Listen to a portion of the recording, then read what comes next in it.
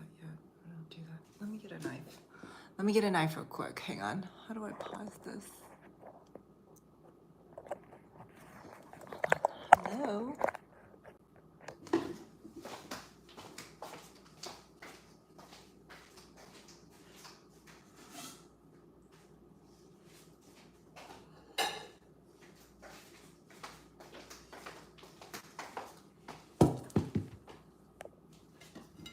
Hello, hello.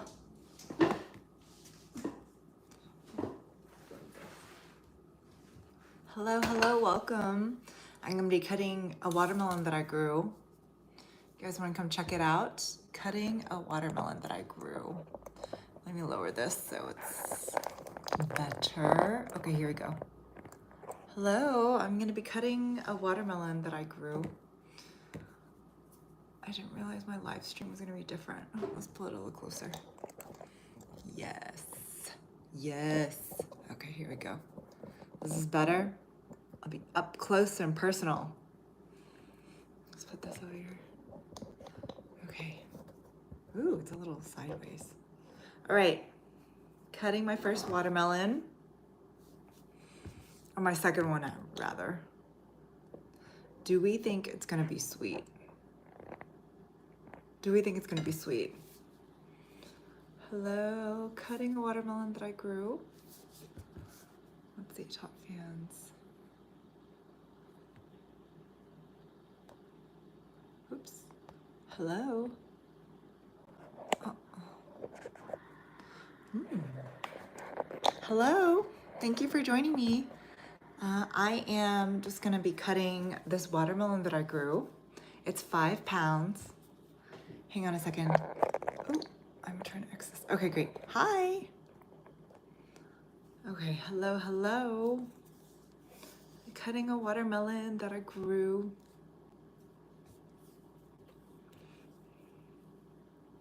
Hello, hello, hello. Cutting open a watermelon that I grew.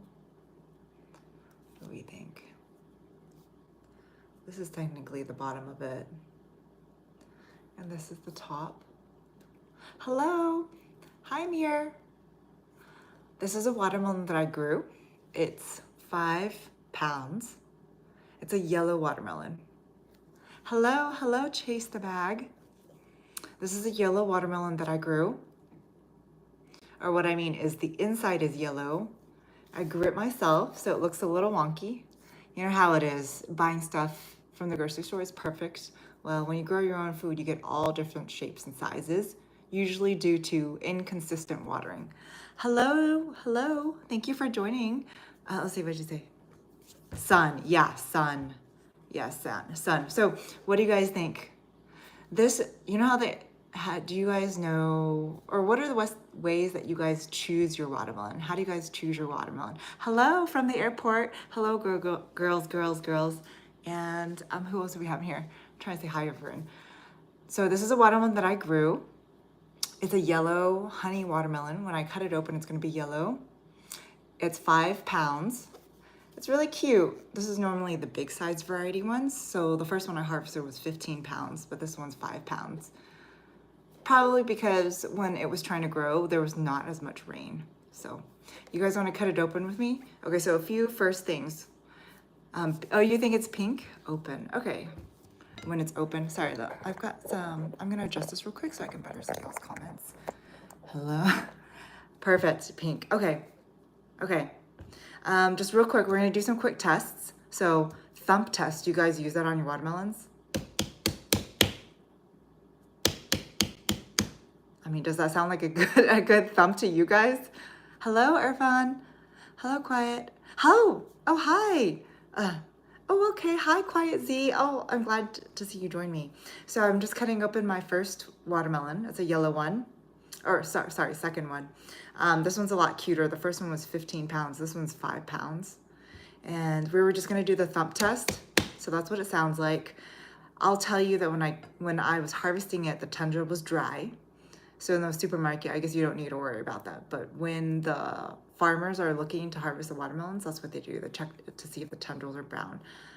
What is the other test? Oh, check that the butt or the blossom end of the watermelon is small, which it is. That's also a good sign of maturity. And so I'm pressing down a little bit. It's giving just a little bit, which is good, but you don't want it too soft. Otherwise, it probably means the watermelon's been sitting there for too long. Yeah, okay, yeah. Okay, so, okay, so we're gonna cut it open. You guys ready? I hope it's good. Oh, did you guys hear that? It popped open.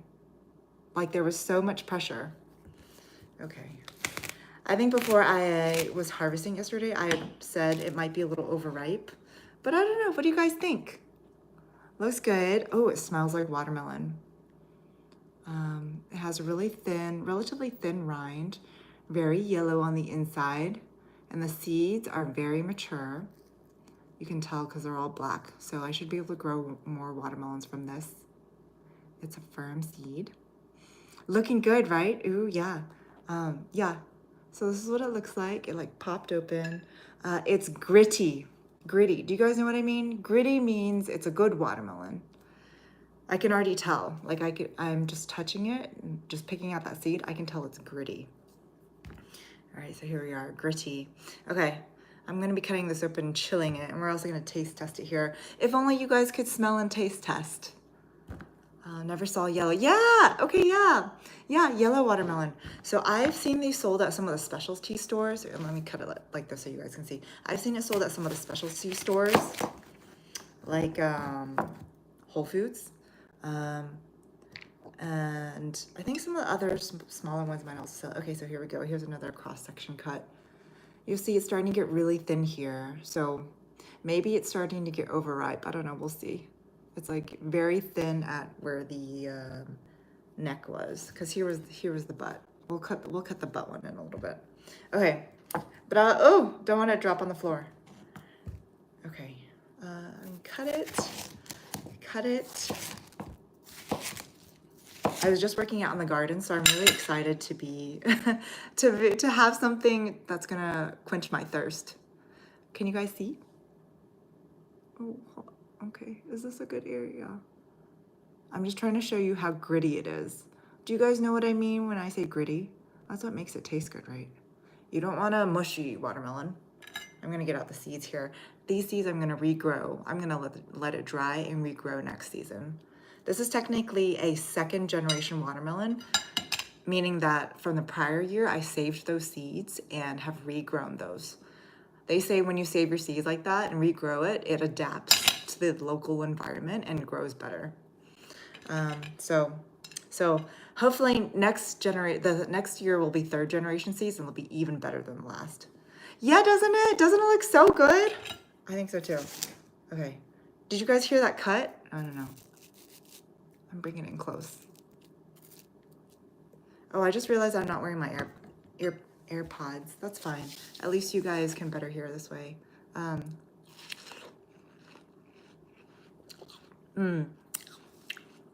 This part could have been a little bit sweeter, but it is like incredibly refreshing. It has that grittiness that you expect out of really fresh watermelon.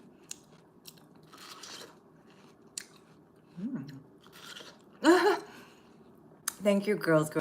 You're so smart and so cute too. Thank you. Yeah, I'm not trying to be mukbang, but I am trying to show you guys what the texture is like and how good it is. In short of being able to actually share it with you guys. Okay, so that part is not so sweet, but like this part, this center part is going to be really sweet. Right here. This bottom part won't be so much. Thank you, Bandana Dan. You wish I had, yeah, I wish I could share it with you. So Whole Foods, I think, sells these. I don't know what other stores also sell yellow watermelons, but you guys should try it. They say it tastes more like honey. So you know how your red watermelon will taste like sugar sweet? This is gonna taste more like a mild honey sweet. That's what they say this tastes like. Anyways, delicious. I'm gonna chill this and, well, maybe I'll have some more. Anyway, when it comes to watermelons, how do you guys pick yours? How do you guys pick your watermelons? So I showed, when I do it, I have to do the thump test. So you knock it to see if it sounds hollow. And then, is it better? Yeah, you really should do a test on the watermelons, because I find that if I go, for instance, just off of the dried tendril. It's a little hard for me to show here, but I do have some videos out there on it. The dried tendril is not enough. Sometimes you'll still get a ripe or an underripe melon, even though the tendril's dried. So it's important to go by a bunch of different tests. The thump test, of course, checking the butt, aka the blossom end of the watermelon, to make sure it's small. What was the other? I think those are the main ones that you'll be able to do at the store. You can always like thump it at the store, the grocery store. You can check the butt of it. Oh, the field spot. That's what I wanted to say. So the field spot on this is technically the top, but you'll see if the top has even started to turn yellow. This was the underside. It's actually not very yellow, but anytime the field spot starts to turn yellow, that's when you know it's super ripe and it's gonna be pretty sweet and good to eat. I'm sharing this with you because I hope you guys enjoy a lot of sweet watermelons in your lifetime. I've had a lot of not so good ones or underripe ones, and I wish everyone has a good and many delicious watermelons to have in their future. Let's see what you were saying. Does one seed grow one? No. Oh, great question. Great question, girls. Okay, one seed will grow. Oh, you guys can't see. One seed will grow a vine, a watermelon vine, and the watermelon vine can have many melons, just depending on how much resources it gets. So when I say resources, your watermelon vines need sun, of course, at least 8+ hours of sun because it's a large watermelon variety. And then you'll also need water, of course, and then soil or compost to grow in. So depending on those three, your vines can produce a lot of melons or a few, but you'll definitely get more than one if you take care of it well. Great question, girls. Bandanas, Dan. You're saying, I picked my watermelon from the cantaloupe section? Wait, what does that mean? What does that mean? Okay, chase the bag. I like pink if there is what pink. Okay, oh, you mean, okay. So pink to me, you mean like an underripe red one? I've never seen a pink watermelon. I've only seen yellow, yellow/orangish, because that's what the color will turn, yellow/orange. And then I've seen red. Pink to me would sound like an underripe watermelon. I don't think they have pink ones. I know there's pink pineapples, and I've never grown that or had one yet. Oh, cool. Chase bag. Okay, chase the bag. My dad has watermelon. We're growing pineapple. Oh, very nice. Okay. Yeah, I am also growing pineapple, but I grew it from store-bought. As in, I took the store-bought pineapple, took off the top, and have rooted it. Now it's growing in my garden. And in 18 months, because it takes 18 months for you to grow a pineapple, I'll hopefully have a fruit. The only challenge is I live in North Texas, so it does freeze. I'll have to find a way to protect my plant so it doesn't freeze. Let's see. Oh, I'm so excited. I'm so excited for your watermelon too. Is it a red watermelon variety, Chase? Okay. Oh, for real, yeah. That sure it. Oh, thank you, Dan. Yes, it is quite comfortable. It's loose. It's loose and flowy, and slightly cropped, so it's not too long, especially on someone who doesn't have a long torso like me. But yes, so watermelon, lovely. Pineapple. Chase, did you guys grow those from seeds? And Bandana Dan, what were some of the things? And are you guys growing anything, Bandana Dan? Watermelon. That bite was really good because it was the center of the watermelon, right? That was really sweet. It was like a honey sweet. The bottom, this part here is probably not going to be as sweet, but still good. Still good. Oh, okay. Awesome, Chase. You're growing the red variety. Awesome. Bandana Dan. My father sells unique gardening shelves called Spearhead Spades. Okay. Let me go check that out. We're growing red. Okay, very nice, Chase. But yeah, delicious here. And like I was saying, I can't wait to save all these seeds. I'll be able to grow, I'll be able to grow more watermelon vines next year, which will have more than one watermelon. So far from this particular vine, I think I've harvested 2 watermelons. I have 2 other vines though. One's another personal size watermelon. This is technically considered a big variety one. This one here, my little cute 5-pounder. And this is the other half of it. And then I also have a personal size variety watermelon that I'm growing, like a cute little baby one. When I get a chance, I'll go video it, but right now it's too hot. It's too hot in Texas. I'm not going outside right now. Hello, hello. Hi, hi, Amanda. Hello, hello from Sweden. Welcome. Stan Smith, I have some WT. What does WT mean? Nice. Bandana Dan, best shovel you'll ever. Okay, I will go check that out, Bandana Dan. Does he sell it online? I'll go check that out. I love this. Okay, thank you, Chase the Bag. I appreciate it. Thank you for showing all the love and appreciation. This will be my, I think, 4th time going live with YouTube, so this is fun. But yes, so as evidenced, I was mentioning that I grow my own. This watermelon I grew. It's a 5-pounder. I've been growing yellow watermelons for, this will be the 3rd year now. I also enjoy just growing food in general. Food gardening is really fun for me. So if you want to follow my channel, I do a lot of food gardening, but I also do garden to table. Like I like taking what we've eaten and making something delicious out of it. So fruits, we typically eat those straight as is. But with like vegetables and whatnot, like pumpkins. Oh, here, you guys can see all the pumpkins I have. Look at the pumpkins I grew. Look at all those. I have all these pied pumpkins that I've grown.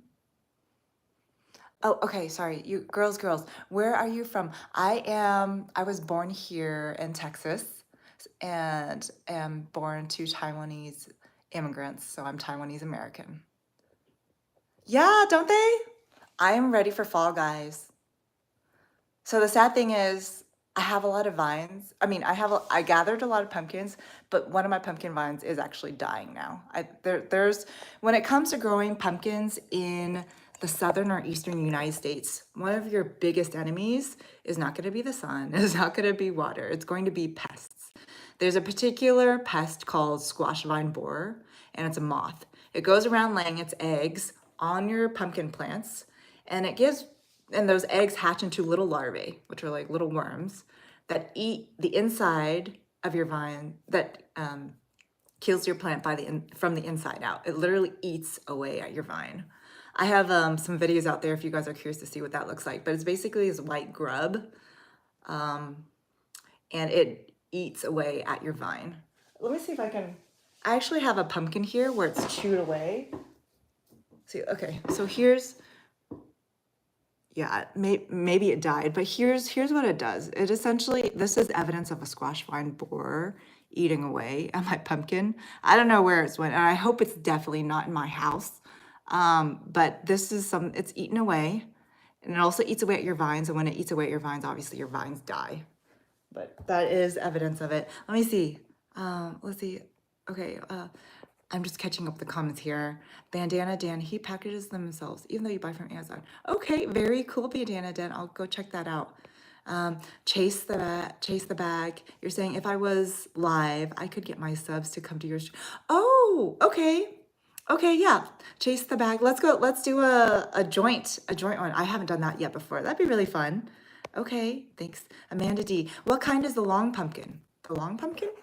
Oh, that's a squash. It's called, okay.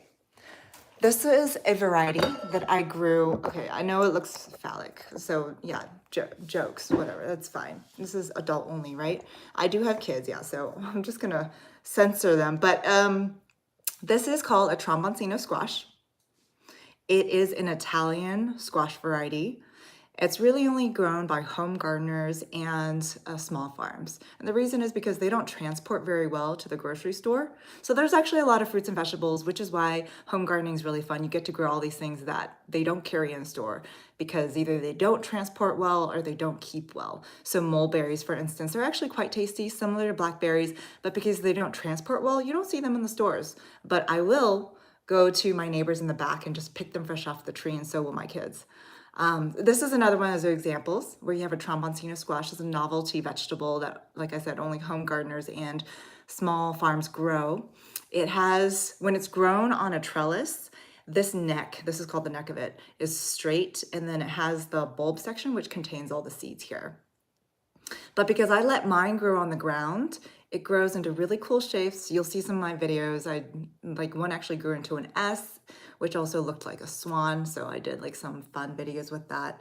You guys can check that out. This is called a tromboncino squash. This was really cool. Tender, it eats like a zucchini or like a yellow squash. But once it matures, so right now this is considered tender because it's still a little green, but when it becomes more yellowish orangish in color, it takes on the texture of spaghetti squash on the inside. Like if you were to roast it, it turns into strands like spaghetti squash would. So that's really exciting about the tromboncino squash. You can either eat it tender, like it is here, or when it's a little bit more mature, it takes on the texture of spaghetti squash. This is called a tromboncino squash. Hello, hello. I'm not at home. Yeah. Do you think you can hit 20 views on this? I don't know. I don't know. I've never hit 20 views.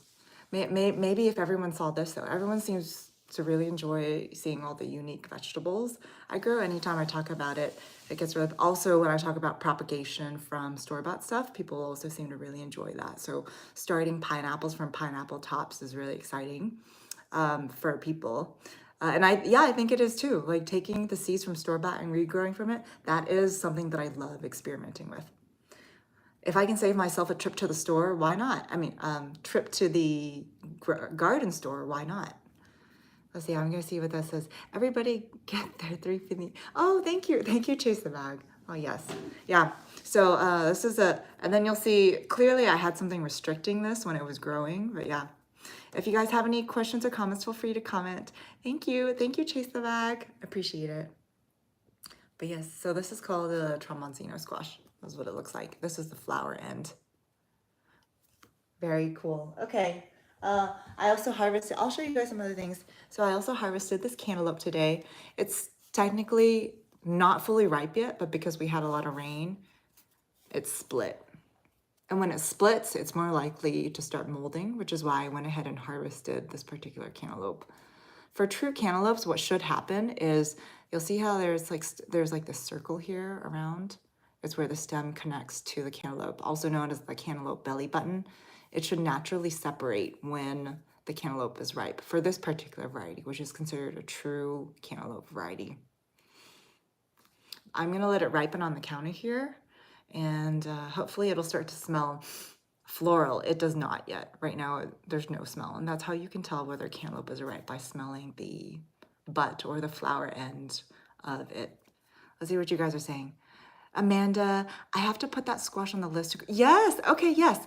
Oh, tromboncino squash. Oh, Amanda, the one thing I wanted to add about it was the reason why I was introduced to tromboncino squash is, well, one, it's a fun shape, but mostly it's supposedly known to be squash vine borer resistant. So that nasty little larvae that I was talking about that eats your pumpkin plants from the inside out, that's the same one that also attacks the zucchinis and also the pumpkins. Supposedly tromboncino squash is supposedly more resistant. I mean, maybe by a little, in my experience, maybe by a little, but if you don't stay on top of removing their eggs and making sure the larvae aren't growing too big, your tromboncino squash vine will still die, as mine did. So this is like one of the last few tromboncino fruit that I've harvested from that particular vine. It got killed by the squash vine borer. Your brows, are they good? Are my brows good? I hope it's a good thing. Oh, okay, and then, okay. Does anyone know what this is? I don't remember what this was. I don't remember if it was a cantaloupe. I think it might be cantaloupe. I thought it was honeydew at first. Anyway, I'll be cutting this one open too and recording it. I forgot what melon this was. This is what happens when you chaos garden. Thank you. Thank you. Thank you, Chase the Bag. All right, so yeah, these are some of the things that I grow. Let's see, what else is there to share? There's all these pumpkins. If you guys have any delicious pumpkin recipes, let me know. Right now, what I've been doing is I've been making sourdough bagels out of them. So I'll take the pumpkin, I'll roast it, and then I make sourdough bagels out of them. So if you guys have any fun pumpkin recipes, please do share them. Thank you guys. I'm probably going to hang around for another 5 minutes before I wrap for today. Thank you guys for joining me. Let me know if you have any questions about home gardening when it comes to food. I'm also a mom and I just enjoy nature as well. So when I'm in my garden and I see cool bugs, I like to record them and make everyone else aware of what kind of bugs they are, whether they're good or bad for your garden. And yeah. I do have lots of gardening videos out there. I also enjoy composting as well. So if you're into bugs, I specifically use black fly soldier larvae composting. One day I'm gonna have to be out there, but not right now because it's 97 degrees. In the fall, I think I'll do a composting one where I show my composting situation and all the cool bugs that grow in it. But right now it's just way too hot. In the meanwhile, you guys can check out some of my composting videos and see what's in my compost. Like I mentioned, I use warm composting, which uses black fly soldier larvae to decompose. Black fly soldier larvae are known worldwide to be mass bioconverters. They're essentially the larvae of a black fly soldier, which grows old or grows and matures and literally mates and then dies. So it's a very harmless type of fly, not the type to carry disease either. And they're larvae that, let's see. Thank you, Amanda. Oh, okay. Oh, I'm so glad we were able to connect. Yes. Yeah. I was gonna hang. Okay, well, should I try to show you guys? I'm thinking about it. Okay, I got 2 minutes. I'm gonna go outside and I'll just show you my compost pile. I gotta lift it up though. I gotta take away all the plastic and everything. Let's see. I'll go outside and show you guys. Is anyone squeamish? You just need to kind of prepare yourself if you don't like bugs. Or if you don't like, ooh, sorry, super sunny. Sorry, super sunny. I'm in my backyard, which is very overgrown. I've just been focusing so much on my front yard garden that oops, I forgot to cover the cantaloupe skin that I threw out at here. Okay, I'm just removing some of the bricks, and this is probably where we'll wrap it after I show you what my compost situation looks like. Composting is actually one of the main reasons I even got into gardening in the beginning. I think it was really cool to see that I had a tomato seed that already gone bad. Oh, we have a black fly soldier larvae. Let me see if I can flip it around. Okay, so here's my composting situation. If you see the fly that's flying around, or well, it was here. Oh, it's right there. That is a black soldier fly, a mature version. Okay. So my situation, I have a lot of, do you see them? These are black fly soldier larvae. They decompose your compost in 2 weeks' time. Very fast relative to worms, which will take 1 month or more. Let's see, a nice... Hi, Kirk! Yes, Kirk! I'm also gonna try an Instagram live before. I haven't done that yet. I didn't even realize that was an option until I started doing the TikTok lives, and I was like, well, who else is doing it? Anyway, so sorry, hopefully this isn't grossing anyone out. This is my compost pile. And I just wanted to show you, I've done some videos on my compost pile as well, but wanted to also share. So you'll see these are black soldier fly larvae. They are native to the eastern and central United States. And yeah, they're all in here. I don't know, you guys have any questions about it? Let me know. Did you guys get grossed out? Nobody's really chatting. Sorry if I grossed you guys out. Maybe it's about to be lunchtime for some of you guys. Okay. Yeah. Okay. Okay. Thank you guys for joining me today. I'm going to go ahead and wrap. I just wanted to share with you guys my quick compost situation just to wrap it up. I am going to go ahead and leave that open so the compost pile can breathe. If you weren't aware, compost piles need to be able to breathe. Otherwise, they'll start to smell. So I'm going to let it breathe all day, and then come night, I'm going to close it up so I don't encourage the mice to come and feast. Ooh, hot. Okay, good. I'm glad, Kirk. Thank you for chiming in. Okay, but thank you guys for joining, and I will catch you guys soon. Have a lovely one, and take care until then.